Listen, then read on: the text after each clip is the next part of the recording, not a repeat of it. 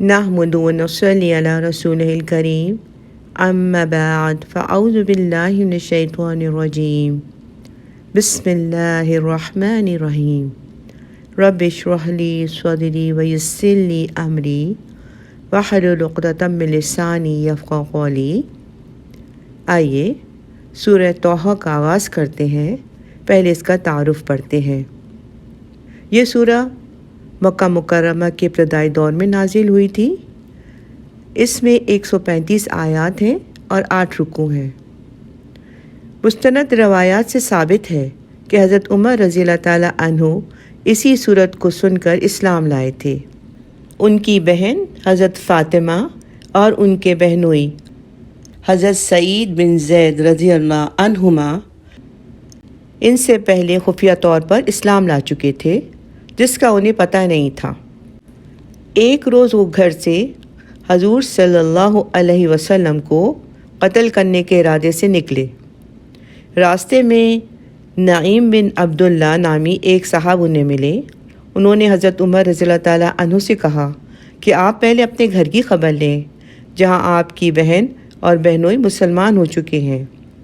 حضرت عمر رضی اللہ تعالیٰ عنہ غصے کے عالم میں واپس آئے تو بہن اور بہنوئی حضرت خباب بن ارت رضی اللہ تعالیٰ عنہ سے سورہ طٰہٰ پڑھ رہے تھے۔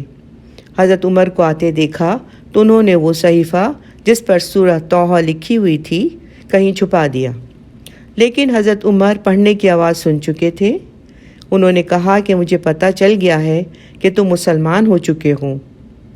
یہ کہہ کر بہن اور بہنوئی دونوں کو بہت مارا۔ اس وقت ان دونوں نے کہا، آپ ہمیں کوئی بھی سزا دیں، ہم مسلمان ہو چکے ہیں، اور حضرت محمد صلی اللہ علیہ وسلم پر جو کلام اللہ تعالیٰ کی طرف سے نازل ہوا ہے وہ پڑھ رہے ہیں۔ حضرت عمر رضی اللہ تعالیٰ عنہ نے کہا کہ اچھا مجھے بھی دکھاؤ وہ کلام کیسا ہے۔ بہن نے ان سے غسل کروا کر صحیفہ ان کو دکھایا جس میں سورہ طٰہٰ لکھی ہوئی تھی۔ اسے پڑھ کر حضرت عمر رضی اللہ تعالیٰ عنہ مبہوت رہ گئے، یعنی حیران رہ گئے، اور انہیں یقین ہو گیا کہ یہ کسی انسان کا نہیں، اللہ سبحانہ تعالیٰ کا کلام ہے۔ حضرت خباب رضی اللہ تعالیٰ عنہ نے بھی انہیں اسلام لانے کی ترغیب دی اور بتایا کہ حضور صلی اللہ علیہ وسلم نے یہ دعا فرمائی ہے کہ اللہ تعالیٰ ابو جہل یا عمر بن خطاب میں سے کسی ایک کو اسلام کی توفیق دے کر اسلام کی قوت کا سامان پیدا فرما دے۔ چنانچہ اسی وقت وہ حضور صلی اللہ علیہ وسلم کی خدمت میں حاضر ہوئے اور اسلام قبول کر لیا۔ سبحان اللہ۔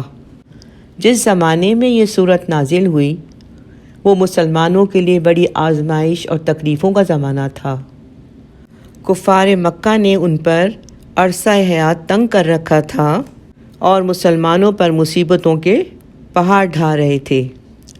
کچھ مسلمان ان کے ظلم و ستم سے تنگ آ کر حبشہ کی طرف ہجرت کر گئے تھے، اور جو لوگ مکہ میں نبی کریم صلی اللہ علیہ وسلم کے ساتھ رہ گئے تھے ان کی زندگی اجیرن ہو گئی تھی۔ انہی حالات کے پیش نظر ابتدائی صورت میں نبی کریم صلی اللہ علیہ وسلم کو تسلی دی گئی ہے کہ یہ قرآن آپ پر اس لیے نازل نہیں ہوا کہ آپ اور آپ کے اصحاب مشقت میں مبتلا ہوں، آپ صبر سے کام لیجئے، بالآخر غلبہ اور عزت آپ ہی لوگوں کو حاصل ہوگی۔ اس کے بعد موسیٰ علیہ السلام کا واقعہ بیان کر کے آپ صلی اللہ علیہ وسلم کی مزید ہمت بڑھائی گئی کہ وہ بھی آپ ہی کی طرح تن تنہا دعوت توحید کے لیے فرعون اور اس کے پیروکاروں کے سامنے گئے تھے۔ ان کے پاس کوئی مادی وسیلہ نہیں تھا، کوئی طاقت نہیں تھی، ان کے بھائی کے سوا کوئی نہیں تھا جو ان کی مدد کرتا، لیکن بالآخر غلبہ انہی کو نصیب ہوا، اور اللہ نے فرعون کو اس کی فوج کے ساتھ بحر قلزم یعنی بحر احمر کی موجوں کے حوالے کر دیا۔ اس لیے اس صورت کا بنیادی مقصد مسلمانوں کو تسلی دینا تھا کہ اس قسم کی آزمائشیں حق کے علمبرداروں کو ہر زمانے میں پیش آئی ہیں، لیکن آخری انجام انہی کے حق میں ہوا ہے، اور یہ بھی کہ ایمان والوں کو آزمائشوں کا سامنا کرنا پڑتا ہے، اور یہ کہ آخری فتح انہی کی ہوتی ہے۔ اس کے علاوہ یہ بھی ثابت کرنا مقصود ہے کہ تمام انبیاء کرام کی بنیادی دعوت ایک ہی ہوتی ہے کہ انسان اللہ واحد پر ایمان لائے اور اس کے ساتھ کسی کو شریک نہ ٹھہرائے۔